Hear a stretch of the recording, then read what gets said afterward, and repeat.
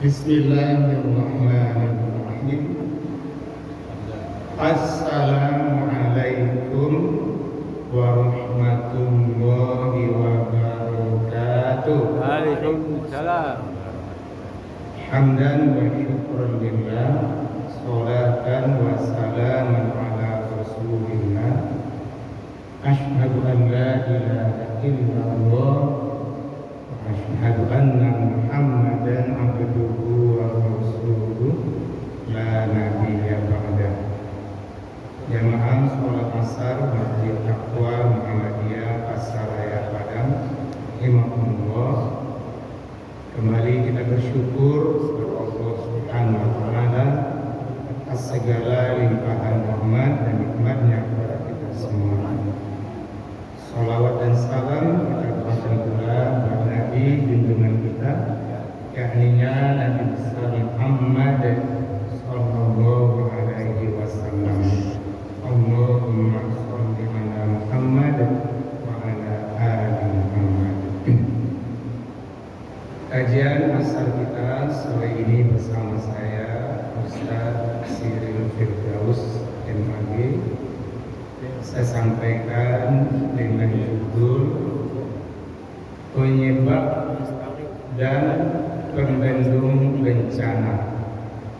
Penyebab dan pembendung bencana. Pada akhir bulan November 2025 yang lalu, kita kembali dikejutkan dengan terjadinya bencana alam. Banjir, longsor, galodo, terutama di 3 provinsi yang paling terdampak, termasuk kita Sumatera Barat, kemudian Sumatera Utara, dan Aceh. BNPB melaporkan kerugian material yang belum terhitung, namun korban manusia meninggal lebih 1.300 orang. Bencana alam itu sekaligus mengingatkan kita dengan bencana-bencana alam sebelumnya, baik yang sama maupun yang lainnya, seperti gempa dan tsunami. Sudah banyak orang bertanya-tanya, apa sebenarnya penyebab terjadinya bencana alam itu?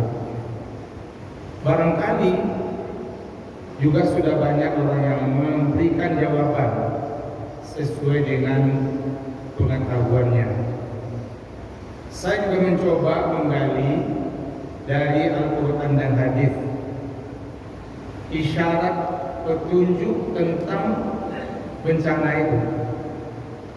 Dari hasil penelusuran itu, kemudian saya menemukan bahwa memang ada penyebab terjadi bencana itu, dan sekaligus juga ada pembendung bencana itu terjadi. Penyebabnya ada, pembendungnya juga ada. Inilah yang akan saya coba menguraikan secara ringkas. Setidaknya ada 3 kemungkinan penyebab terjadi bencana. Pertama, sebagai pasangan alam. Allah Subhanahu wa taala berfirman dalam surat Az-Zukhruf, surat ke-43 ayat 12. A'udzu billahi minasyaitonir rajim. Bismillahirrahmanirrahim. Walladzi khalaqal azwaja kullaha. Dan dialah Allah yang telah menciptakan semuanya itu berpasangan. Jadi ciptaan Allah itu semuanya berpasangan. Sebutlah diantaranya laki-laki pasangannya perempuan, siang pasangannya malam, sehat pasangannya sakit. Begitu juga kondisi alam aman, pasangannya alam tidak aman. Jadi kalau dari seluruh alam yang berpasangan itu ada yang tidak diinginkan oleh manusia, manusia harus terima, karena itu bagian dari pasangan alam. Misalnya kondisi hidup manusia saja. Manusia pasti hanya ingin sehat saja. Tidak ada orang yang ingin sakit. Tapi siapa yang tidak pernah sakit? Semua orang hanya ingin sehat, tapi semua orang pernah sakit. Itu bukti bahwa alam berpasangan. Selain sehat, manusia harus siap pada saatnya dia sakit. Begitu juga lah dengan alam ini secara umum. Ada saatnya dia aman-aman saja, dan ada pula masanya dia tidak aman. Nah, itulah yang kita sebut dengan terjadi bencana. Yang kedua, kemungkinan penyebab terjadi bencana sudah ada catatannya sebelum bencana itu terjadi. Surat Al-Hadid, surat ke-57 ayat 22. Ma asaba min musibatin fil ardi wala fi anfusikum illa fi kitabin min qabli an nabraha. Inna dzalika 'ala Allahi yasir. Musibah yang terjadi baik di muka bumi maupun pada dirimu sendiri itu sudah ada catatannya sebelum musibah itu terjadi. Sesungguhnya yang demikian itu bagi Allah mudah saja. Jadi juga ada musibah-musibah itu catatannya sebelumnya. Kebetulan ada kejadiannya, ketemu dengan kita, masanya, bahkan ada kita yang mengalaminya. Padahal itu memang sudah ada catatannya. Yang ketiga, kemungkinan penyebab terjadi bencana diundang oleh dosa manusia. Jadi dosa manusia juga menjadi penyebab diundangnya bencana alam itu terjadi.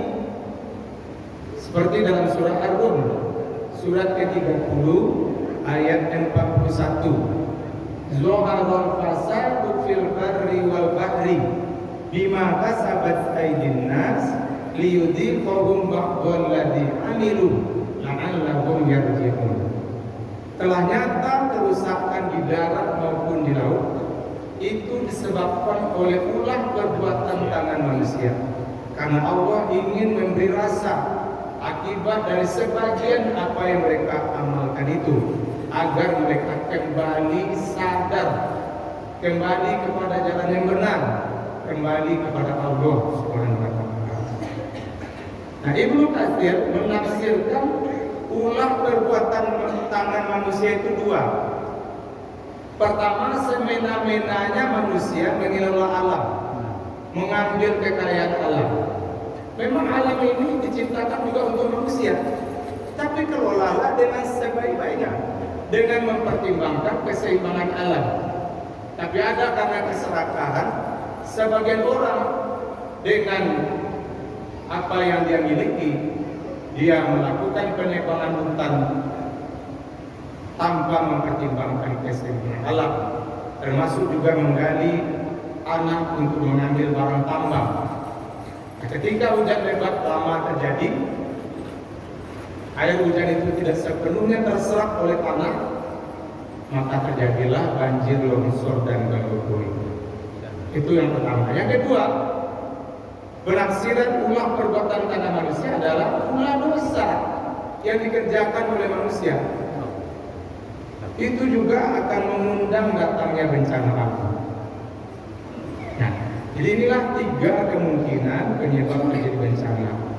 Nah, kalau kita pertanyakan dari seluruh bencana alam yang terjadi selama ini, karena sebab mana yang paling banyak? Tentu pastinya wallahu a'lam. Hanya Allah yang tahu.